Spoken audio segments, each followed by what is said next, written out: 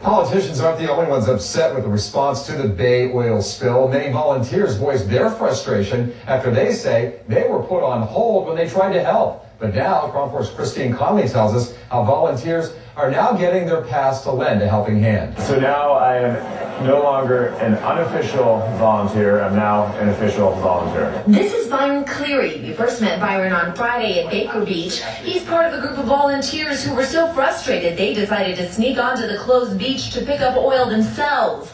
This morning, 6 days after the spill, he's finally being officially trained on how to clean up oil. 6 days later, we can now officially volunteer because we have our photographed cards to go out there with. Like many, Byron is very frustrated that the volunteer effort took so long to be organized. He says his group was ready to help the day of the spill. We went to the agencies and said, okay, we have, 1,000+ volunteers ready to go right now.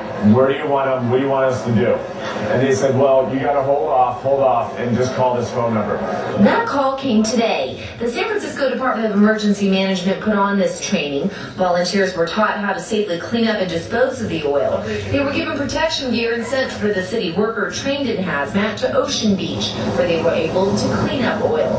The city says organizing this massive effort took time and is required to meet the law. Well, they did the classes so that we could satisfy the state's requirements and the federal requirements. Oil is a hazardous material, and we wanted just to make sure that people are safe. The city says there will be more classes, and you can call 311 to find out more. I'm Conley, Kron4 News.